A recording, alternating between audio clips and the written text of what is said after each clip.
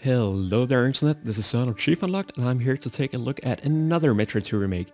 Now when I put it that way, it's not because I've been looking at any other Metroid 2 remakes. This is simply just the name of the game, another Metroid 2 remake. The game was made by a single guy going by the name of Dr. M64 on the internet. I'm fairly sure that's not his given name, but that's the name on the video game webpage. The game is available for free on the website mentioned in the bottom right corner right here and in the video description below. So I should say that I'm not exactly sure how they made that possible, because this game is essentially a remake of the old Nintendo Game Boy game from 1991 called Metroid 2, Return of Samus. And I could imagine that there would be some pretty serious copyright issues with this whole thing. But that aside, let's just take a look at it anyway. I should say that this is also very much a demo. It's not yet the full game, and it's also fairly buggy. So for example, I spent like half an hour trying to make my joypad work for this game. But all of that being said, why don't we just jump right into it? Even though it is still very much a demo, it is also very playable. I ran around in it for some 5-6 minutes and just sort of get a feel for the game. I should say also that I never actually played the old Metroid 2 game, even though I am kind of a very big fan of the Metroid games. Especially the ones for the good old, the one for the good old Super Nintendo, that is Super Metroid.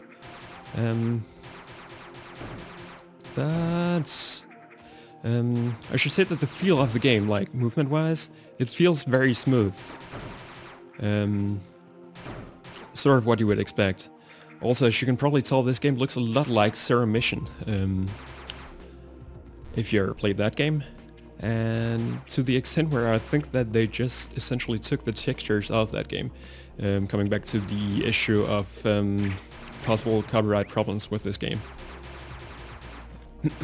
So I'm playing the game here on the normal difficulty, and as far as I can tell, these difficulties were a recent addition to the game, and playing on hard actually is difficult.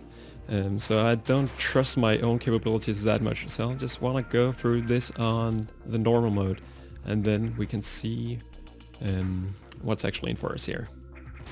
So now I did actually, as I said, play this for a couple of minutes, so I know that this is the right direction to go to begin with. So of course, as in every Metroid game, we very much have the freedom to go wherever we want. And we already came to one crossroads where there were two possible directions to choose from, and as far as I can tell, the left one is the right one. So another sort of buggy thing is that we have these save pads here, but they can be a little bit of a pain to actually activate. It's not too much of a problem. I mean, as you could see, it just took me a couple of seconds. I don't know, it's a kind of small thing that might get a little bit on your nerve if you don't expect it to work like that. But as I said, it's a demo. And here we have our first boss fight, actually. If I can... Wait.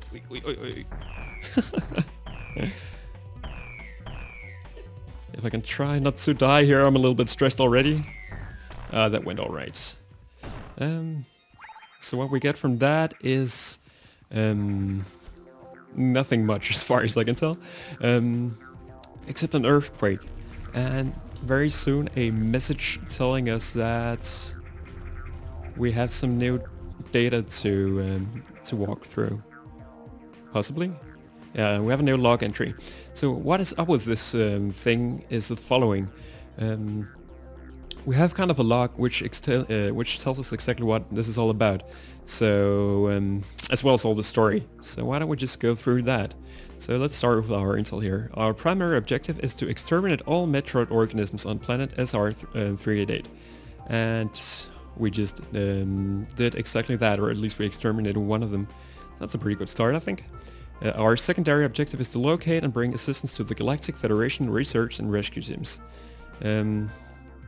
Alright, so what's up with this planet? It's a remote planet not found on most galactic charts. Originally colonized by the ancient Jersey race, it has only recently been discovered by the Galactic Federation, and intelligence reports indicate this planet to be the natural home world of the Metroid species. The nearby asteroid belt in the system often releases asteroids into its gravitational pull and is responsible for the rough terrain covering the surface. The outer crust of the planet is hollowed out with massive cave systems that are home to much of the planet's indigenous life forms. So now we can see what these earthquakes were about. This region of the planet is located between two tectonic plates, making the caverns extremely unstable and dangerous. Disruptions caused by large life forms can trigger small earthquakes. Magma occasionally drains to lower levels due to the changes in the cave system layout. Alright, and what do we know about the research team? Once the Galactic Federation realized how dangerous the Metroid species was, a research team was dispatched to planet SR-388. Their mission was to inspect the cave system where the Metroid specimen was discovered and to evaluate their population. According to the first reports, scans of Metroid species energy patterns showed few specimens left on the planet. Soon after the team arrived, contact with the research crew was lost. I wonder what was up with that. Okay, so then of course there was a rescue team. The last message received from the research team was a distress signal. Oh no! Who could have seen that happen? Anyway, fearing the worst, a special group of Galactic Federation soldiers was assembled and sent to SR-388 on a rescue mission. Contact was lost immediately after they had landed. It's possible that the communications module on the dropship was merely damaged after entering the surface. Yeah, let's see. Okay, so why are we trying to actually exterminate this species? It seems like a weird thing to do if not there's a plan with it. So let's see what it says. Metroids are a parasitic life form that can absorb all types of energy and have a resistance to most conventional weaponry. They can thrive on nearly any environment. These facts alone make them the perfect predator. They've also drawn much attention from the space pirates, a threat themselves, over the years as lethal bioweapons. Fair enough. And Metroids adapt quickly to new environments using rapid mutation. There are also records of extreme mutations in space pirate experiment logs, but they were triggered using external factors. Their natural environment on SR-388, however, seems to be the only environment in which the Metroids grow naturally into larger and deadlier forms. This process is determined by the amount of energy a Metroid has consumed from its prey. That doesn't sound nice at all. So here's the Alpha Metroid, the guy that we just met.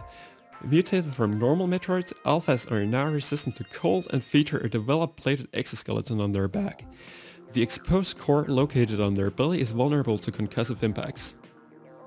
Fair enough. And the last piece of information we have here is about the Chozo, a mysterious race of bird people. They colonized many planets, spreading their message of peace and knowledge throughout the universe. Believed to be extinct, their technology was very advanced and helped consolidate the very foundations of the Galactic Federation. Now all that remains on each of the planets they inhabited are the ruins of their once glorious civilization. Cool enough. So if you are as new to this game as I was when I first started, we sort of now know why the Metroids look as weird as they did. Because usually if we've just been playing the Metroid game or Super Metroid, Metroid are like these weird blobs that are of course very deadly. But the Metroid that we just met looked very dissimilar to anything from Super Metroid. And the reason was that it was this kind of evolved being. Also you can tell in the upper right corner of the map, there is a counter showing exactly how many Metroids are left in this particular area. And in particular it says that we just got rid of the only one that was. Unlike in Super Metroid, we also start with a bunch of missiles. Seems like I have 26 of them right now. They seem to be pretty effective against Metroids. And also, like any other Metroid game, we have secrets. One of them being right there. So, yeah, it is going to be interesting exactly how many of those I will miss. I imagine it will be a bunch of them. Also, it seems like this save thing here, it gave us recharged all of our energy as well as all of our missiles. Quite unlike other Metroid games. Might as well just go full in on the missiles and these guys. Let's see what else we have. I should say this is almost as far into the game as I got in my first playthrough, so I'm playing this very much blind. I have no idea what's in the wait for me. nor exactly how difficult this game is be, or if I will be able to complete it. Seems like we have a new log entry here, so let's see what that is. Magma. An extremely dense and caustic substance, similar to magma, floods the majority of the cave system. Direct contact with this substance may result in a massive drain of suit energy. I would have never guessed that. So I guess we're trying to avoid that. And we see that that's not going exactly after our plan. Get up, Samus, get up. Alright, so that's half of our energy gone right there. I can already feel like predicting that this is not good at all. But as you can tell, it seemed like there was something deep under the lava there that we might want to get into at some point. So I foresee us getting a various suit at some point.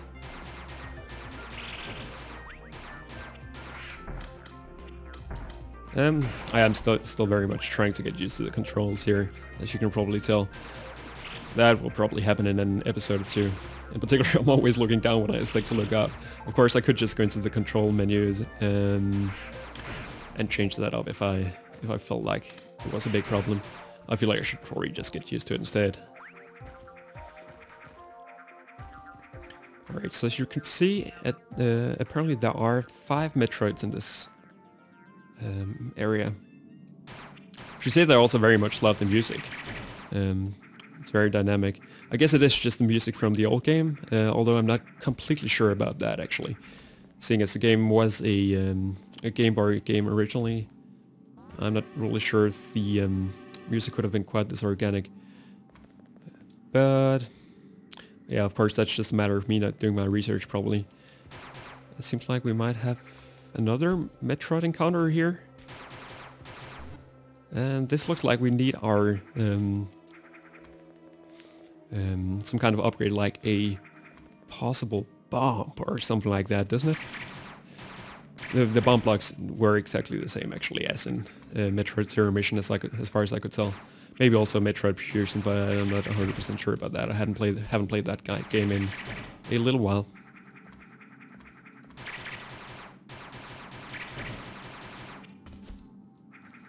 So let's make our way up here.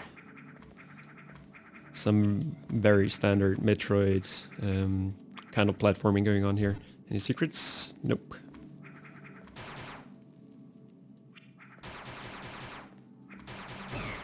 Controls wise, maybe I should say that the game features a couple of various control schemes, as in I can choose to have like single button aiming or like a Super Metroid style double button aiming, which is what I use right now, where one button is up and another one is down. Also, I can choose between holding my missile to use that, or have more like a super missile kind of toggling of using missiles. I felt like holding seemed like a refreshing sort of innovation, so I want to try that. But now it seems like we got a new log entry, didn't it? If I can make my way into the log menu. Maybe not. Oh, here it is, the Golden Temple. This temple seems to have some sort of spiritual significance, perhaps a sanctuary for meditation. Sorry. And many statues decorate both the exterior and interior. Nothing too remarkable. Structural damage is minimal. Apparently this place has been abandoned for a long time. I see. Also, we do have wall jumping. So as in any other Metroid game, if I get the possibility, I will try to sequence break the hell out of it. There seems to be a marker on my map right now, but I believe that I actually set that myself, so I'm not too concerned with that. However, it seems like I can't actually go in here quite yet. Can we go up perhaps? Wall jumping feels kind of natural in this game. I would perhaps prefer if I would jump like higher. So it's like it's not really the kind of wall jumping physics that I'm used to, and in particular you can see that I'm messing it up quite a bit. But let's just continue upwards here and see how much we can actually break this game before meeting any barriers. Of course, in the end, this might mean that I'm essentially just wasting a bunch of time here. But, I mean, that's what Metroid games are about, right? Backtracking and backtracking and backtracking.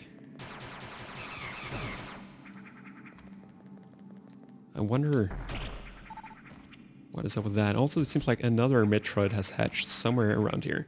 So how far did we go on our map? Apparently like there, so I'm not really sure what I should do with this marker. Maybe set it there to remind myself that that's where I first did something that possibly I wasn't supposed to. I mean, Metroid games, of course, always assume that you're kind of breaking them. And it's not like I did any very involved stuff with my very basic wall jumping before. But you probably all know, sort of get where I'm coming from on this. So what do we have here? Let's see. What is that? Spider ball. Press aim in morph ball mode to climb walls. How does that work? This is a new invention to me. Oh, that's pretty cool.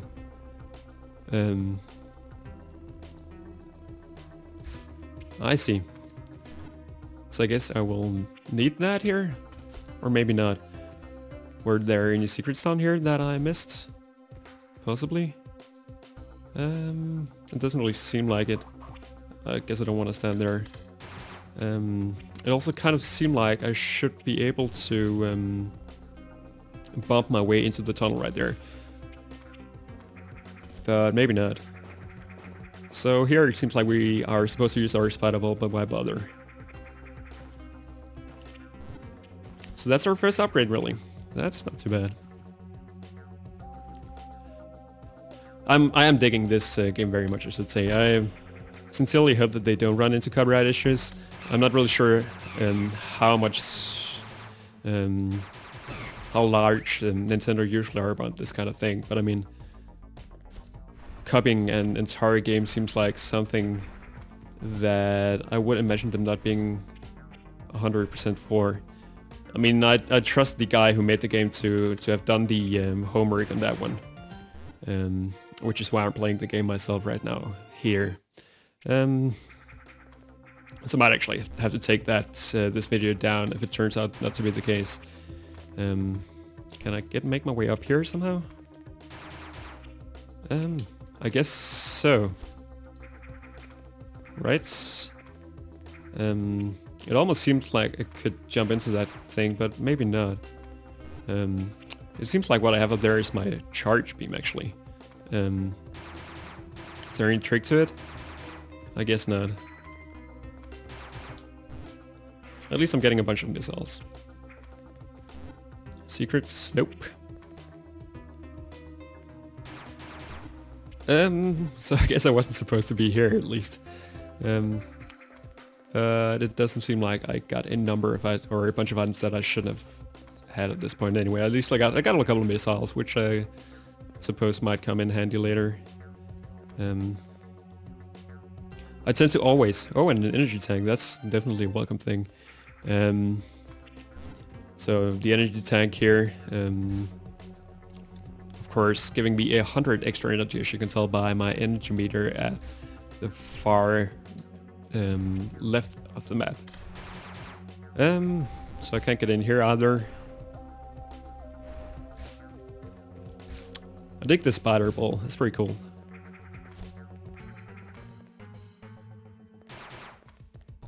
Let's see what else we can make happen here. I want to check out what's in this room. I'm being fairly unsystematic right now. But at least it seems like we should be able to get these missiles up here. So maybe you guys out there can educate me on exactly how much or exactly how much this game is actually like the old Metroid 2 game, and how it differs, if it does so. Because I honestly have no idea. Seems like there might be some kind of secret here as well. Yep, another missile pack. So a lot of missile packs scattered around. So maybe it is essentially like my playthrough playthrough of Super Missile on this channel, where I end up with tons of missiles that I'll never really use for anything. Which is cool. I don't mind having a bunch of missiles. Sorry. How am I supposed to get up here again? Like this, apparently? So where do I want to go now? Probably to the left. It seems like that's the only thing I can do. So I kind of feel like I imagine I would have ended up in this area no matter what. By like just regular spelunking.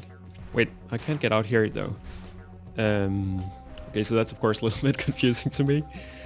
I guess that means that I have to backtrack a bit and then probably find a bomb upgrade somewhere which I can then use to get back in here. Something like that.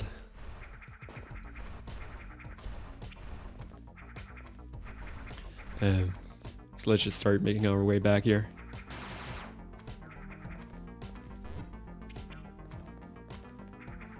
Could I go this way? I think I could.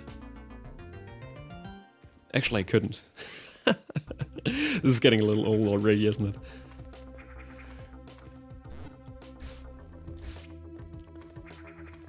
Anyway, we get to know this temple a little bit. Or maybe we don't really. It seems like I'm not really learning anything from my traversing of the area in general. But actually, I think that this is a perfect place to call it quits for this showing off of another Metroid 2 remake here. If you want to play the game yourself, as I said, it's available on the website. If you want to look just me playing the game, if you want to check out what's happening in further episodes, I feel like I will probably do a let's play of this game just because I'm playing the game anyway, so why don't I just put it on YouTube? Then feel very free to subscribe to my channel and get further further episodes of the let's play that way. But for now, this has been Son of Chief Unlocked. Thank you everybody for watching, and I will see you some other time.